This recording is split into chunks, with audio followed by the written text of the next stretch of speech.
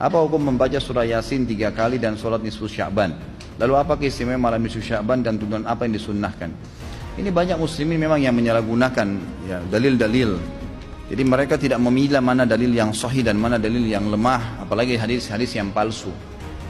Hadis yang menjelaskan tentang masalah adanya sholat di nisfu Sya'ban, sholat secara khusus namanya sholat nisfu Sya'ban itu tidak ada. Hadis yang palsu, maudhu' itu. Yang ada memang adalah fadilah mengerjakan sholat malam di nisfu Sya'ban, sholat tahajudnya. Sholat tahajud seperti biasa, tapi khusus malam nisfu Sya'ban punya fadilah.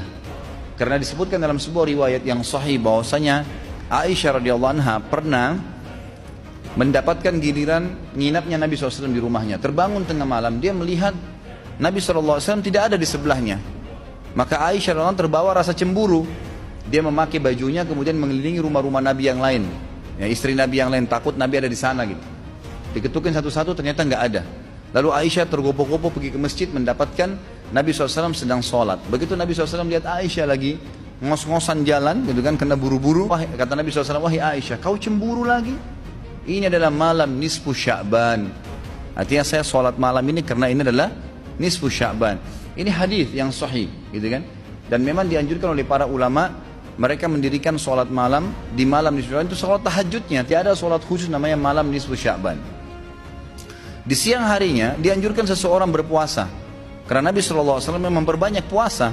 Terlebih lagi nisfu Sya'ban itu ya kenanya malamnya itu berarti puasa tanggal 14. Kalaupun nisfu Sya'bannya malam hari ke-15. Dan kita tahu ada puasa Iyamul Bid. Ada 13, 14 dan 15. Itu kita dianjurkan puasa 3 hari. Kan gitu. Tapi tidak diniatkan khusus puasa nisfu Sya'ban, khusus puasa itu. Karena memang secara umum Nabi SAW puasa sebulan penuh di bulan Sya'ban. Kalau masalah membaca surah Yasin, ini tidak asing lagi kalau di Indonesia. Semua selalu surah Yasin. Pindah rumah Yasin, orang mati Yasin, semua Yasin. Ditanya dalilnya, nggak ada dalil, gitu kan. Hanya karena surah Yasin dikatakan jantungnya Quran. Itu pun hadis yang lemah, karena dalam sanadnya ada orang yang pendusta, gitu kan. Tapi ini diamalkan. Kalau kita mau mengaku pengikut Nabi Muhammad SAW yang murni, maka tidak mengamalkan apa yang tidak dicontohkan oleh Nabi SAW. Apalagi membawa air, kemudian secara khusus dibacakan atau dihidupkan dengan surah Yasin, belum pernah ada contoh. Belum pernah ada contoh. Allahu a'lam. Saya tidak menyalahkan ya. Yang mau kerjakan itu silahkan, itu hak dia. Tapi saya pribadi menyarankan, apalagi jemaah yang ikut dengan pengajian saya atau yang mendengarkan ceramah kita, murnikan ibadah kembali kepada Nabi SAW. Nabi SAW tidak menghembuskan nafas terakhir kecuali sudah mengajarkan semua yang kita butuhkan. Jadi tidak perlu ditambah.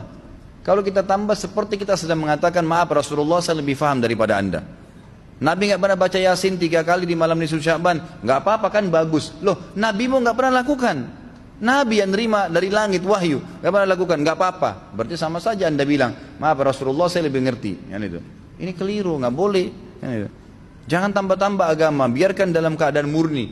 Sedangkan murni saya sudah banyak sekali yang kita bengkalaikan, apalagi kalau ditambah-tambah. Gitu.